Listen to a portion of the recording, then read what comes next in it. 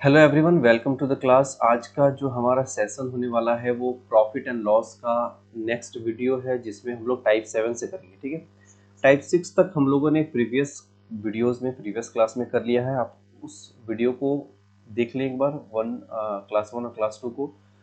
फिर भी कोशिश मेरा यही रहता है कि जब भी आप किसी वीडियो में आए, आप स्टार्टिंग से क्वेश्चन टाइप किसी भी टाइप से क्वेश्चंस को देखें तो आपको ऐसा ना हो कि क्वेश्चन समझ में नहीं आए। एकदम बेसिक तरीका से हम लोग सीखते हैं, हर टाइप के क्वेश्चंस को बेसिक अंडरस्टैंडिंग होता है।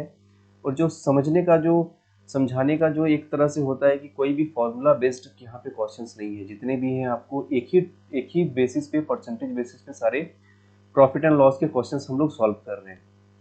तो अगर आपको कोई भी दिक्कत होता है समझने में किसी भी टाइप के क्वेश्चंस को, तो एक बार आप कमेंट में मुझे ज़रूर बता दें, या फिर आप प्रीवियस वीडियो को एक बार आगे से स्टार्टिंग से देखते चलें, ताकि आपको एक सिस्टमेटिक वे से सारे क्वेश्चंस का जो एक फॉर्मेट है वो समझ में आए। ठीक है, तो बिना टाइम वेस्ट करे हम लोग टाइप 7 के फर्स्ट क्वेश्चन पे चलते हैं। क्वेश्चन है, पहला क्वेश्चन, एक आदमी 8,000 रुपये में कुछ सामान को 20% लाभ पर और शेष सामान को 20% हानि पर बेचता है। ठीक है, यदि अंत में दोनों वस्तुओं का विक्रय मूल्य एक समान हो जाता हो तो ज्ञात करें कि वस्तु लाभ पर बेची गई उसका क्रय मूल्य क्या है। ठीक है, क्वेश्चन को बनाने से पहले आपको क्वेश्चन को अच्छी तरह से पढ़ के समझ लेना है, क्योंकि जब तक हम लोग क्वेश्चन को पढ़ के समझेंगे नहीं, हम आंसर सही से नहीं दे सकते हैं।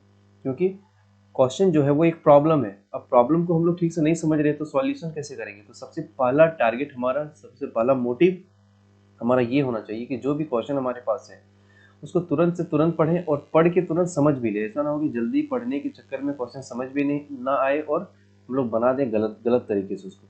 तो पहले क्वेश्चन को समझना जरूरी है। तो चलिए पहले क्वेश्चन को समझते हैं। क्वेश्चन में क्या कह रहा है, एक आदमी 8,000 रुपये में कुछ सामान को 20% लाभ पर और शेष सामान को 20% हानि पर बेचता है। मतलब 8,000 रुपये में कुछ सामान है उसके पास, जिसको उसने पे किया है 8,000 रुपये, कॉस्ट प्राइस लगा है उसको 8,000 रुपये। कुछ सामान है, सामान यहाँ पर कहा नहीं गया है कि कितना है वो। अब कह रहा है कि उसमें से कुछ को जो निकाला गया है 8,000 में, जो सामान कंप्लीट सामान है उसमें से कुछ पार्ट को निकाल के वो 120% में बेचता है, यानी कि 20% प्रॉफिट में बेचता है। तो उसका वैल्यू हो जाएगा 120%। और बाकी जो बच जा रहा है सामान, वो उस सामान को वो 20% लॉस पे बेच रहा है। तो आपको ये चीज समझना है कि क्वेश्चन में तो आसानी से ये चीज दिख रहा है कि कोई सामान पर 20% का प्रॉफिट है, कोई सामान पर 20% का लॉस है। तो अगर ये सामान आधा आधा होता, इन केस समझिएगा, अगर 8,000 में अगर सामान 4,000 का अगर हम कर देते, तो अगर ये बोलता कि इधर 20% प्रॉफिट हुआ और इधर 20% लॉस हुआ, तो ये क्या होता, हमारा answer no profit no loss में आता, क्योंकि जितना हम कमा रहे हैं उतना अगले में गवा दे रहे हैं। लेकिन बशर्ते यहाँ पे शर्त ये है, यहाँ पे कंडीशन ये है कि वो दिया नहीं गया कि सामान बराबर है कि नहीं है। ठीक है, लेकिन यहाँ पे एक चीज दिया गया है कि अगला डाटा में ये कहा गया है कि अंत में दोनों वस्तुओं का जो विक्रय मूल्य है वो एक समान हो जाता है। ठीक है, मतलब विक्रय मूल्य का मतलब सेलिंग प्राइस जो होगा, सेलिंग प्राइस जो प्रॉफिट में बेच रहे हैं वो सेलिंग प्राइस, और जो लॉस में बेच रहे हैं वो सेलिंग प्राइस। जब बेचने के बाद जो दाम होता है वो सामान इक्वल हो जाएगा। ठीक है, तो चलिए इक्वल करते हैं हम लोग सेलिंग प्राइस को, क्योंकि यहाँ सेलिंग प्राइस हमारा इक्वल है, जो डेटा दिया गया उसी को लेके चलेगी। अब कुछ नाम देना पड़ेगा, क्योंकि जो कॉस्ट प्राइस हम लोग कुछ सामान को प्रॉफिट में बेच रहे हैं उसको ऐसे ही तो नहीं एक्स वाई जेड कुछ भी नाम देना पड़ेगा। तो चलिए इसको समझने के लिए हम पी नाम देते हैं। पी मतलब प्रॉफिट, प्रॉफिट में जिसको बेच रहे हैं उसका कॉस्ट प्राइस जो है वो पी है, पी नाम दे दिया। अब जो लॉस में बेच रहे हैं उसको हम एल नाम दे देते हैं। ठीक है, इससे क्या हो जाए, आइडेंटिफाई होगा कि प्रॉफिट वाला ये कॉस्ट प्राइस है और लॉस वाला ये कॉस्ट प्राइस है। इससे आपको आगे समझने में दिक्कत नहीं हुआ। तो प्रॉफिट वाला कॉस्ट प्राइस को हम लोग कितना वैल्यू में बेच रहे हैं, जब किसी सामान को बेचते हैं हम प्रॉफिट में, तो उसका परसेंट वैल्यू क्या होता है। अगर प्रॉफिट हो रहा है तो 100% ज्यादा होता है, जितना परसेंट प्रॉफिट उतना 100 में वो ऐड हो जाता है। तो यहाँ पर 20% प्रॉफिट हो रहा है तो इस कॉस्ट प्राइस का वैल्यू 120% हो जाएगा। ठीक है, अब लॉस वाला जो सामान है हमारा, जिस पर कॉस्ट प्राइस एल लगा है, उस पर हमको क्या कर रहे हैं, 20% हानि हो रहा है, यानी कि इसका वैल्यू 20 कम 100 से 80%। अब ये दोनों का सेलिंग प्राइस जो है वो बराबर है। अब बराबर है तो हम लोग क्या कर सकते हैं, यहाँ पे अब इसको सॉल्व करेंगे तो ये कट हो जाएगा, 4 तिये 12 और 4 दूनी 8। मतलब यहाँ पे सॉल्व हमने करा तो P into 3 is equal to L into 2 आया। तो अब हम यहाँ क्या करेंगे, प्रॉफिट और लॉस का हम लोग रेशियो निकालेंगे। अब रेशियो कैसे निकलेगा, P के रेशियो में कौन है? P के रेशियो में 2 है और L के रेशियो में 3 है। कैसे हुआ? P के गुने में 3 है। गुना जो होता है वो प्रोपोर्शन नहीं होता है, प्रोपोर्शन होता है इक्वल टू 1। ठीक है, इक्वल में अगर रहेगा तो अब हम बोल सकते हैं कि P का रेशियो में 3 है। अगर P इंटू 3 रहेगा तो हम नहीं कह सकते हैं कि P का रेशियो 3 है। P के बराबर ये 1/3 हो जाएगा, क्योंकि ये साइन होता है इनवर्स का, ये साइन होता है प्रोपोर्शन का। ये इनवर्स है, ये प्रोपोर्शन में है। तो P के साथ इक्वल में क्या आ रहा है? इक्वल में हमारा 2 है, तो P का रेशियो 2 हो गया। L के इक्वल में कौन आ रहा है? 3 आ रहा है, तो L के रेशियो में 2 हो गया, 3 हो गया। मतलब P का वैल्यू रेशियो में हम निकाल लिए और L का वैल्यू रेशियो में निकाल लिए, अलग अलग निकला 2 और 3। मतलब P वाला जो प्रॉफिट वाला जो सामान है उसका क्वांटिटी क्या है? 2 है। रेशियो में बात करें तो L वाला जो सामान है उसका क्वांटिटी क्या है? रेशियो में 3 है। मतलब कुछ भी हो, अगर 5 केजी हो, अगर सपोज करें कि एक्चुअल में वो 5 केजी क्वांटिटी हो, जिसमें तो 2 केजी प्रॉफिट वाला बेचे थे और 3 केजी लॉस वाला बेचे थे। लेकिन यहाँ पर सामान नहीं दिया है, यहाँ पर क्या दे दिया गया आपका? यहाँ पे दे दिया गया है 8,000 रुपए। तो 8,000 रुपया के चलिए हम बांट लेते हैं 2:3 में। तो यहाँ हो जाएगा, ये 8,000 क्या है? टोटल में है, टोटल सामान का है। तो यहाँ पे प्रॉफिट और लॉस दोनों मिला के 8,000 है, तो प्रॉफिट और लॉस दोनों को हम यहाँ पे मिला देंगे। तो 2 और 3 कितना हो जाता है? मिला दिया तो 5 का मतलब 8,000। ठीक है, यहाँ बनाते हैं। एक का मतलब हो जाएगा 1600। अब एक का मतलब 1600 हो गया, 1 का वैल्यू हम निकाल लिए। तो यहाँ पे क्वेश्चन पूछा है कि वह जो वस्तु लाभ पर बेची गई उसका क्रय मूल्य क्या है? तो लाभ पर बेचा गया तो उसका रेशियो कितना है? वैल्यू 2। मतलब एक का वैल्यू दे रखा है, 2 का वैल्यू आपको निकालना है, तो हो जाएगा 3200 रुपए। Option number A. ठीक है, चलते हैं अगले क्वेश्चन की ओर। अगला क्वेश्चन है, एक दुकानदार 6,000 रुपए में 2 वस्तु खरीद कर एक को 25% लाभ पर और दूसरे को 25% हानि पर बेचता है और अंत में प्रत्येक वस्तु का विक्रय मूल्य एक समान हो जाता है। सेम टाइप का क्वेश्चन है, बस डेटा चेंज है। मतलब 6,000 में कुछ सामान खरीदता है, प्रॉफिट और लॉस नाम हम दे देते हैं सेलिंग कॉस्ट प्राइस का। इसको बेच रहा है 125% में, क्योंकि 25% का प्रॉफिट हो रहा है, और इसको बेच रहा है 25% के हानि में, यानी कि 75% में, सॉरी। तो 25% का हानि हो रहा है, तो 75% में बेच रहे हैं इसको 125% बेच रहे हैं, तो परसेंट क्या हटा दिए, 0 पड़ रहा है, 100 पड़ रहा है आपका। अब बोला कि अंत में दोनों का विक्रय मूल्य समान हो, यानी कि सेलिंग प्राइस समान। तो P इंटू 125/100 इक्वल टू 875/100 बराबर हो गया। अब इसको हम लोग कट करेंगे, यहाँ हो जाएगा 25, 25, 25, 25 या 75। मतलब P into 5 is equal to L into 3। तो P अनुपात L क्या नहीं कर रहा है? P के अनुपात में 3 है और L के अनुपात में 5 है। अब इसका डाटा हमारा दे रखा है कितना? 6,000 रुपए। 6,000 क्या है? टोटल है, तो इसको भी हम टोटल करेंगे। तो 8 का मतलब हो गया 6,000। हमें निकालना है कौन सा? जो हानि पर बेचा गया, यानी कि 5 का वैल्यू निकालना है। ठीक है, तो 1 का वैल्यू निकालेंगे। यहाँ पे 1 का वैल्यू निकालेंगे तो 6,000/8 हो जाएगा। हमें निकालना है 5 का वैल्यू, तो 5 से हम गुना कर देते हैं, हमारा आंसर आ जाएगा।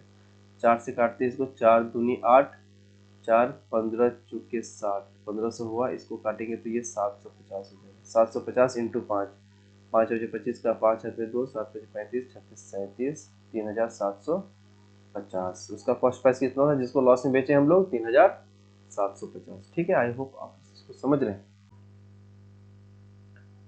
टाइप 8 में हम लोग आ गए हैं। टाइप 8 का पहला क्वेश्चन है, किसी वस्तु के विक्रय मूल्य को 240 रुपए से बढ़ाकर 250 रुपए किए जाने पर 5% अधिक लाभ होता है, तो ज्ञात करें कि उस वस्तु का क्रय मूल्य क्या है।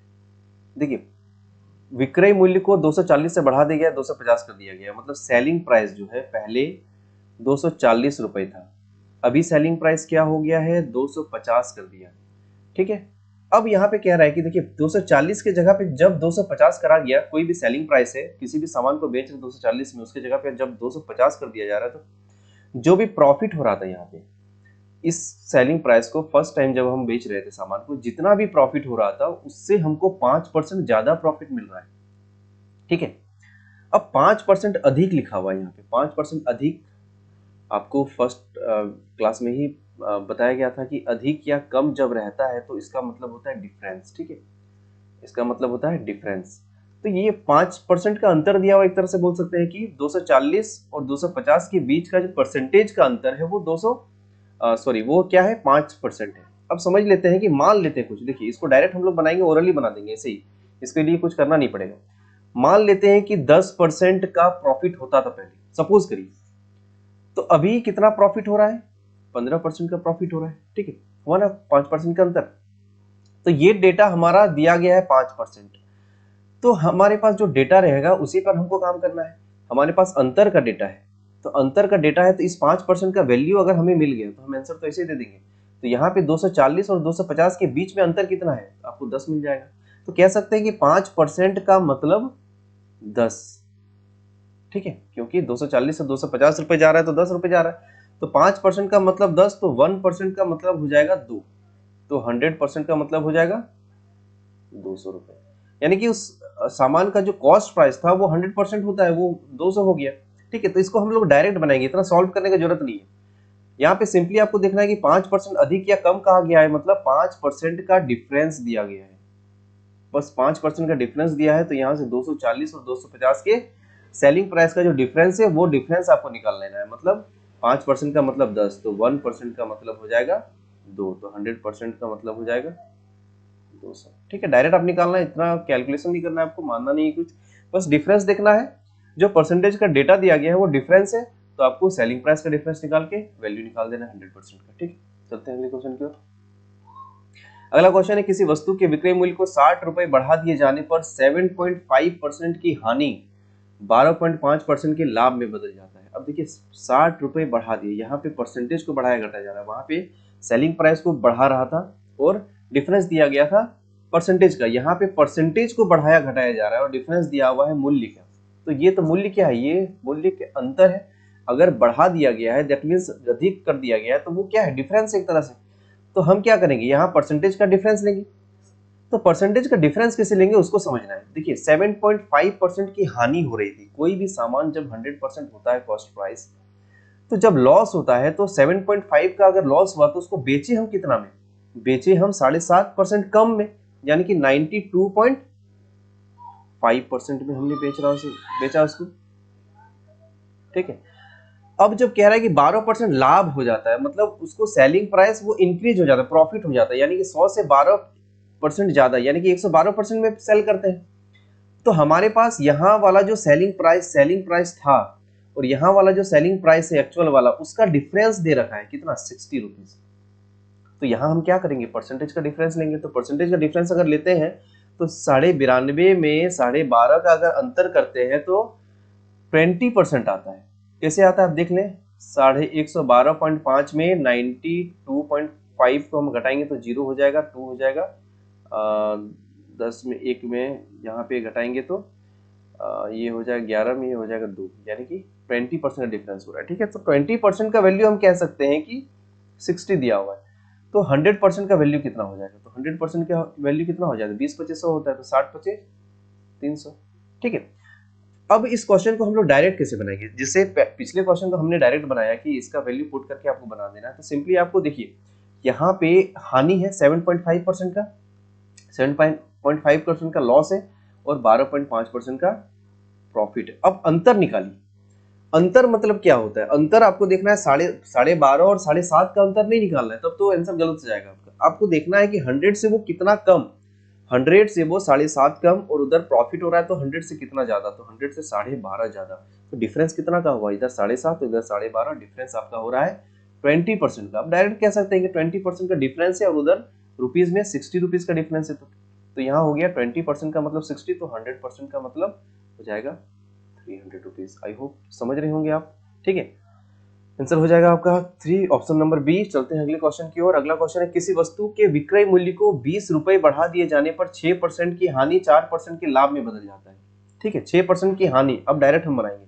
6% की हानि मतलब इधर 100 से 6 कम और 4% का लाभ मतलब उधर 100 से 4 ज्यादा, मतलब गैप हो गया आपका 10% का। तो 10% का मतलब कह सकते हैं ₹20, तो 100% का मतलब कितना कहेंगे, तो हो जाएगा 200 रुपए, 10 पुट करना है, ऑप्शन नंबर सी। अगला टाइप हम आ गए हैं। अगला टाइप में है, किसी वस्तु को 69 की अपेक्षा 78 रुपीज में बेचे जाने पर दोगुना लाभ प्राप्त होता है, तो ज्ञात करें कि उस वस्तु का क्रय मूल्य क्या होता है, ठीक है। इसको बनाने से पहले थोड़ा बेसिक को समझ लेते हैं हम लोग। क्वेश्चन क्या कह रहा है कि 69 रुपीज की अपेक्षा जब हम 78 रुपीज में बेचते हैं, क्या करते हैं, बेचते हैं, यानी कि दोनों सेलिंग प्राइस है, तो लाभ जो है वो दोगुना है। मतलब पहले जितना लाभ हो रहा था, कुछ कॉस्ट प्राइस भी होगा ना, तभी तो लाभ निकलता है। जो भी कॉस्ट प्राइस था, यहां से प्रॉफिट जितना भी हो रहा था, जब हम 78 में बेच दिए तो प्रॉफिट कितना हो गया, दोगुना हो गया। ठीक है, मतलब यहां समझ लेते ये 1 गुना है, तो यहाँ 2 गुना है। अब हमको पता नहीं कि कितना प्रॉफिट हो रहा है, क्योंकि ये कॉस्ट प्राइस नहीं पता है हमको। जब कॉस्ट प्राइस मालूम चल जाएगा तब तो हम बता पाएंगे कि कितना प्रॉफिट हो रहा है। तो वो चीज दिया नहीं गया, बस इतना हिंट दिया गया है कि पहले जितना प्रॉफिट हो रहा था हमारा 69 पे बेचने से, जब हम 78 में बेच रहे हैं तो वो प्रॉफिट हमारा डबल हो जा रहा है। ठीक है, डबल कैसे होगा, देखिए सपोज करिए यहाँ पे जो भी अमाउंट था वो नहीं मालूम है, वही निकालने के लिए कहा गया है। अब 69 में बेच रहे हैं तो प्रॉफिट कुछ हो रहा है, अब जब 78 में बेचे तो प्रॉफिट पहले वाले प्रॉफिट का दोगुना। तो पहले वाले प्रॉफिट को हम कुछ मान लेते हैं, चलिए क्या मानेंगे, 1 मान लेते हैं। अब 10, 20, 50 जो भी मान सकते हैं, कोई दिक्कत नहीं है।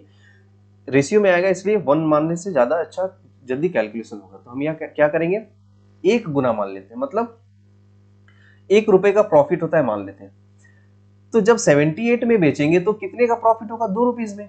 ठीक है, तो अब हम डेटा हमारे पास कहां पर है उसको ध्यान देना है। अब हमारे पास डेटा कहां है उसको खोजिए। अब देखिए डिफरेंस हम कहां से कहां तक का निकाल पाएंगे, कॉस्ट प्राइस से लेके इस सेलिंग प्राइस का हम डिफरेंस निकाल सकते हैं क्या, नहीं निकाल सकते, क्योंकि यहाँ पर तो कुछ है ही नहीं, कोई अमाउंट है ही नहीं, कोई नंबर है ही नहीं, तो डिफरेंस कैसे निकालेंगे। तो यहाँ वाला सेलिंग प्राइस और यहाँ वाला सेलिंग प्राइस का जो डिफरेंस है वो हम निकाल सकते हैं, बिल्कुल निकाल सकते हैं। 78 में 69 घटाएंगे तो हमारे पास अंतर आ जाएगा 9 का। ठीक है, यानी कि इस पैसा, इस सेलिंग प्राइस और इस सेलिंग प्राइस में गैप कितने का है, वो गैप है 9 रुपीज का गैप है। ठीक है, 9 रुपए का गैप है। अब देखिए रेशियो जो हमने माना है वो यहां से यहां 1 है और यहां से यहां 2 है, तो हमने गैप तो यहाँ माना है, तो यहाँ का रेशियो वाला गैप अगर हमको मिल जाएगा तो हम वैल्यू पुट कर सकते हैं। अब यहाँ से यहाँ तक 1 है और यहाँ से यहाँ तक 2 है, मतलब यहाँ से यहाँ तक 1 और यहाँ से यहाँ तक 1, 1 और 1 मिलकर पूरा लाइन जो हो गया वो 2 का हो गया, और आधा ये 1 था और आधा इधर 1 है। मतलब कह सकते हैं कि 1 का वैल्यू जो निकल रहा है वो 9 निकल रहा है। जब 1 का वैल्यू 9 निकल गया तो हम 1 का वैल्यू यहाँ 9 पुट कर सकते हैं। अगर 2 का वैल्यू निकालना रहता तो यहाँ 18 पुट कर देते हैं, लेकिन यहीं से हमारा काम बन जाएगा। क्योंकि देखिए अब क्वेश्चन ऐसा बन गया कि जब हम किसी सामान को सेल कर रहे हैं 69 रुपीज में और 9 रुपए का फायदा हो रहा है, तो उसको बेच कितना में रहे, ऑब्वियसली 9 रुपए कम में खरीदे होंगे। ठीक है, 69 में बेच रहे हैं, 9 रुपए का फायदा हो रहा है, तो उसको 9 रुपए कम में खरीदे होंगे। तो यहाँ पे हमारा सेलिंग कॉस्ट प्राइस कितना हो जाएगा, 60 रुपए हो जाएगा। ठीक है, चलते हैं अगले क्वेश्चन की ओर। अगला क्वेश्चन है, किसी वस्तु को 1200 रुपए में बेचे जाने पर प्राप्त हानि उस वस्तु को 4000 रुपीज में बेचे जाने पर प्राप्त लाभ के बराबर है। मतलब 1200 रुपए में बेचे जाने पर प्राप्त हानि, मतलब ये भी सेलिंग प्राइस है 1200 रुपए और 4000 रुपए भी सेलिंग प्राइस है। ठीक है, क्योंकि इसको भी बेच रहे हैं लेकिन हानि हो रहा है, इसको जब बेच रहे हैं तो फायदा हो रहा है। क्या रहा है कि जब 1200 में बेच रहे हैं तो वो हानि 4000 में बेचने वाले लाभ के बराबर है। ठीक है, अब देखिए जब हम किसी चीज को हानि में बेचते हैं, समझिएगा, जब हम किसी को हानि में बेचते हैं तो वो कॉस्ट प्राइस से क्या होता है, कम होता है, होगा। जब मान लीजिए आप किसी सामान को खरीद के लाते हैं 100 रुपए में, अगर हम लॉस में उसको बेचना है तो 100 रुपए में 100 रुपए से कम में बेचना होगा, और प्रॉफिट में बेचेंगे तो उसको 100 रुपए से ज्यादा में बेचना होगा। दैट मीन्स क्या हुआ कि अगर 1200 में बेच रहे हैं और हमें नुकसान हो रहा है तो कॉस्ट प्राइस से वो छोटा अमाउंट है, कॉस्ट प्राइस इस 1200 से ज्यादा अमाउंट है। अब जब सेलिंग प्राइस है उसको जब हम 4000 में बेच रहे हैं और हमें प्रॉफिट हो रहा है, दैट मीन्स वो कॉस्ट प्राइस का जितना भी वैल्यू है उससे वो क्या है, ज्यादा है। अब कितना ज्यादा है वो हम देखेंगे। यहाँ पे लिखा गया है कि किसी वस्तु को 1200 में जब बेच रहे हैं तो प्राप्त हानि जो है वो उस वस्तु को 4000 में बेचे जाने पर प्राप्त लाभ के बराबर है। मतलब जितना प्रॉफिट उतना लॉस, मतलब 1 रुपए का अगर प्रॉफिट हो रहा है तो 1 रुपए का लॉस हो रहा है, 1 रुपए का अगर लॉस हो रहा है तो 1 रुपए का प्रॉफिट। आप 1 की जगह पे 10, 50, 20 आपको जो मन है वो मान सकते हैं, लेकिन यहाँ पे रेशियो से कैलकुलेट करेंगे तो ज्यादा आसान होगा, इसलिए हम यहाँ पे 1 मान लें। समझ लेते हैं कि 1200 में बेचने पर कॉस्ट प्राइस 4000 जब बेच रहे हैं तो यहाँ पे 1 रुपए का लॉस हो रहा है, तो इधर भी 1 रुपए का प्रॉफिट होगा, क्योंकि जितना हानि उतना ही फायदा, जितना हानि है वही बराबर है उसके फायदे का। अब क्या करेंगे, अब फिर गैप निकालेंगे हम। अब गैप निकालेंगे तो क्या करेंगे, यहाँ से यहाँ तक का हम गैप निकाल सकते हैं, इस नंबर का और इस नंबर का। तो 4000 और 1200 का जब हम गैप निकालते हैं तो हमारे पास आंसर आता है 2800, ठीक है। क्योंकि 4000 में जब हम 1200 को घटाएंगे तो हमारे पास आएगा 008 और 3 में घटाएंगे 2, 2800 आएगा। मतलब एक्चुअल वैल्यू यहाँ का जो गैप है वो 2800 रुपये है। अब देखिए रेशियो में कितना गैप हो गया, यहाँ से एक और यहाँ से एक और एक 2, मतलब 2 का मतलब 2800, तो एक का मतलब कितना हो जाएगा 1400 रुपये। अब एक का वैल्यू हमें मिल गया, पुट करिए एक का वैल्यू 1400। इसका मतलब क्या हुआ कि 1200 रुपए में हमने कोई सामान बेचा था, नुकसान हुआ था कितने का 1400 रुपए का, तो उसको खरीदे कितना में थे 1400 ज्यादा में खरीदे होंगे, तो 1200 और 1400 कितना हो जाएगा 2600 हो जाएगा। आप इधर से भी चेक कर सकते हैं क्योंकि एक का वैल्यू आपका 1400 है, यानी कि 4000 में कोई सामान बेचे थे और हमको प्रॉफिट हुआ था 1400 रुपए का, तो 4000 में 1400 घटा देंगे तो हमको आंसर आएगा 2600 रुपए। दोनों तरफ से सेम, क्योंकि कॉस्ट प्राइस दोनों का, कॉस्ट प्राइस एक ही आर्टिकल का है। जब 1200 में बेच रहे थे नुकसान हो रहा था और 4000 बेच रहे हैं तो हानि हो रहा है। बशर्ते ये शर्त है कि जितना हानि हो रहा था उतना ही लाभ हो रहा है, बस उसको लाभ और हानि को मैंने रेशियो में चेंज करा हमने, और यहाँ 1 मान के उसको वैल्यू पुट करके हमने बना दिया, ठीक है। आपका आंसर हो जाएगा 2600। अगला क्वेश्चन देखते हैं। अगला क्वेश्चन है, किसी वस्तु को 1500 रुपए में बेचे जाने पर प्राप्त हानि उसी वस्तु को 3000 रुपए में बेचे जाने पर प्राप्त लाभ का दोगुना है। अब देखिए थोड़ा सा क्वेश्चन चेंज हो गया, 1500 में बेच रहे हैं, ये सेलिंग प्राइस है तो लॉस हो रहा है, ये लॉस वाला सेलिंग प्राइस है इसलिए कॉस्ट प्राइस से ये कम रहेगा। एक सेलिंग प्राइस है हमारा 3000 रुपए, वो प्रॉफिट है तो वो कॉस्ट प्राइस से ज्यादा रहेगा, ठीक है। बीच बीच में कहीं कॉस्ट प्राइस होगा। अब यहाँ पे डेटा कहा गया है कि 1500 रुपए में बेचे जाने पर प्राप्त हानि उस वस्तु को 3000 में बेचे जाने पर प्राप्त लाभ का दोगुना है।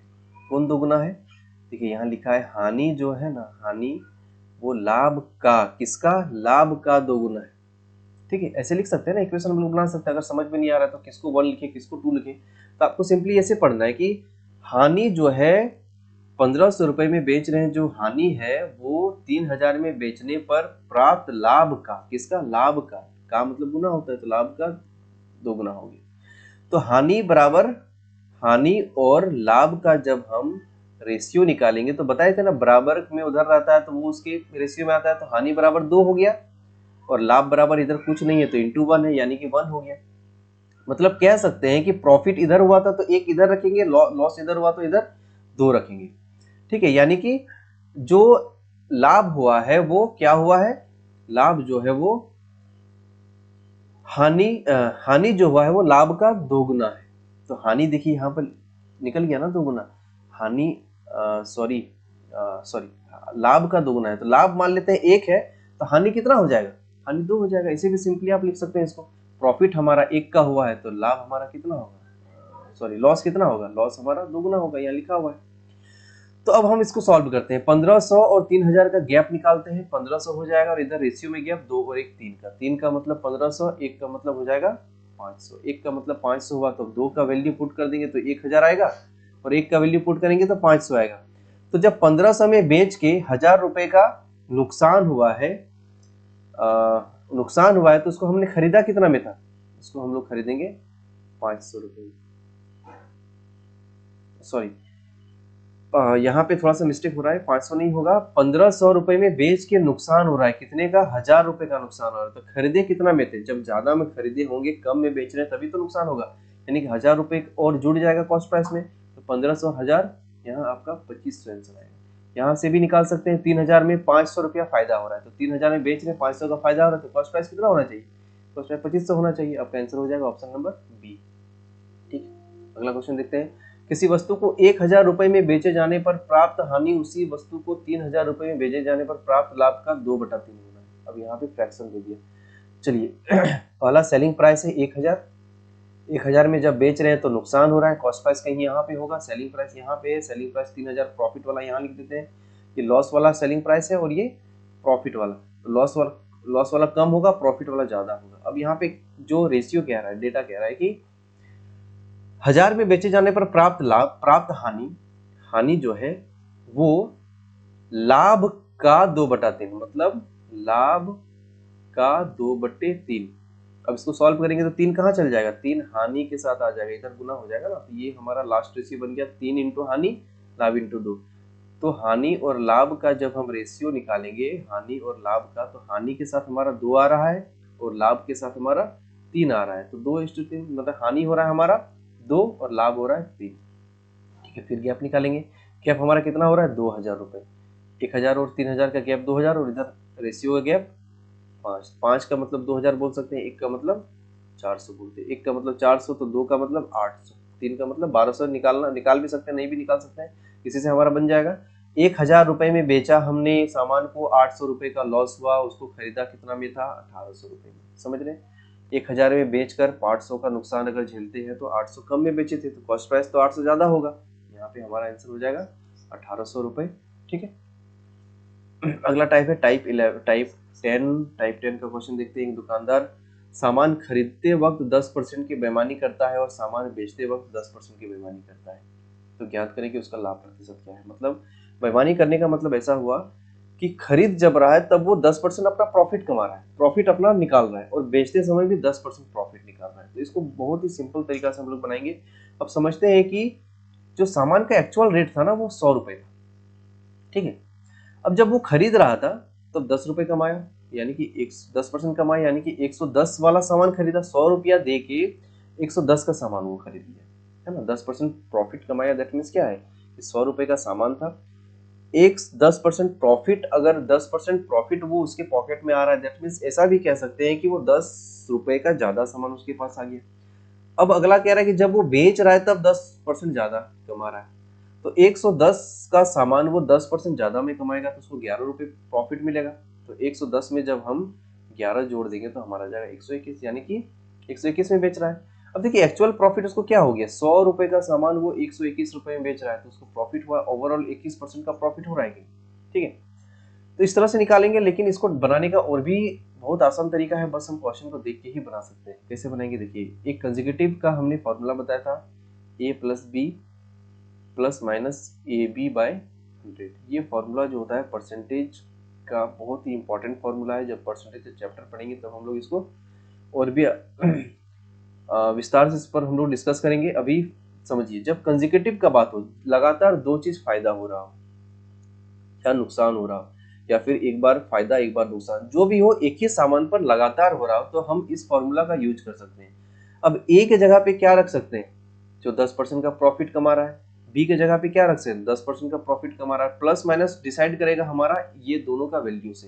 अगर यहाँ भी प्लस है और यहाँ भी प्लस है तो प्लस प्लस यहाँ प्लस होगा, अगर यहाँ माइनस रहता और यहाँ प्लस रहता तो माइनस प्लस, यहाँ पे माइनस हम लोग लिखते हैं, फिर ए इंटू बी, जो भी वैल्यू था उसको इंटू करके बाय डिवाइडेड बाय 100 करते हैं हम लोग।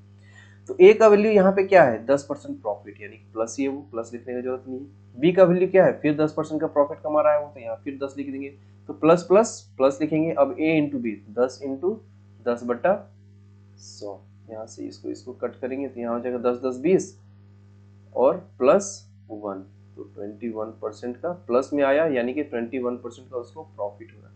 अब इस फॉर्मूले से डायरेक्ट इसको बना सकते हैं। ये सिंगल फॉर्मूला अभी तक हमने इस चैप्टर में, पूरे चैप्टर टाइप 10 तक हम लोग पहुंच गए, ये सिंगल फॉर्मूला दे रहे हैं, क्योंकि ये सिंगल फॉर्मूला सिर्फ परसेंटेज प्रॉफिट लॉस नहीं, आगे भी आपको बहुत सारे चैप्टर में ये हेल्प करेगा। जैसे कि जब हम लोग एरिया में आएंगे, कोई भी मेंसुरेशन के क्वेश्चन में जब हम लोग लेंथ ब्रेथ बढ़ता है, तो उस टाइप के क्वेश्चन में ये हमारा आगे भी काम आएगा। और जब हम लोग कंपाउंड इंटरेस्ट पढ़ेंगे तब भी इस फॉर्मूला का बहुत अच्छा से हम लोग यूज करेंगे। एक ही फॉर्मूला में बहुत सारे क्वेश्चन हम लोग बना सकते हैं, इस वजह से ये फॉर्मूला जो होता है बहुत इंपॉर्टेंट फॉर्मूला है। आप इसको एक बार समझ लें। समझने के लिए आपको मैंने अभी बताया कि ए के जगह पे हम लोग किसको रखेंगे और बी के जगह पे किसको रखेंगे। कंसेक्यूटिव इंक्रीजमेंट या डिक्रीजमेंट होता है तब हम लोग इस चीज का यूज करते हैं। कंसेक्यूटिव जब प्रॉफिट होगा तो ए के जगह पे रखेंगे पहला प्रॉफिट, दूसरा प्रॉफिट और रखेंगे बी के जगह पे, और फिर ए और बी का वैल्यू पुट करके उसको हम लोग डिवाइड करेंगे 100 से, तो ये हमारा कंसेक्यूटिव में हमारा आंसर देगा। आगे जब भी क्वेश्चन आएंगे इस टाइप के और भी इसका हम लोग यूज करेंगे बहुत अच्छी तरह से। ठीक है, चलते हैं अगला क्वेश्चन में। एक आदमी सामान खरीदते समय 15% की बेईमानी करता है। बेईमानी करने का मतलब 15% वो लाभ कमा रहा है, तो चलिए 15 लिख दिए, वही फॉर्मूला यूज करेंगे, A plus B plus minus A B by 100। तो पहले 15% कमा रहा है प्रॉफिट, फिर वो सामान बेचते समय 10% का प्रॉफिट कमा रहा है, तो प्लस प्लस प्लस हो जाएगा 15 इंटू 10/100, इधर से एक जीरो इधर से एक जीरो कटा, 15 10 25 25 प्लस 1.5 ये हो गया 26.5% का प्रॉफिट। अब डायरेक्ट वैसे ही बना सकते हैं कि अगर कॉस्ट प्राइस 100 था तो पहले वो 115 का सामान खरीद लिया, फिर उसको 10% ज़्यादा यानी कि 11 पॉइंट सामान ज़्यादा खरीद रहा है वो, तो 11.5 को हम लोग यहाँ पे जोड़ देंगे, 11.5 को यहाँ जोड़ेंगे तो 5 हो जाएगा, 5 1 6 1 2, 126 में बेच 126.5 में बेच रहा है, तो 100 का सामान 126 में बेच रहा है तो 26.5 का फायदा हो रहा है इसको। ठीक है, ऑप्शन नंबर सी।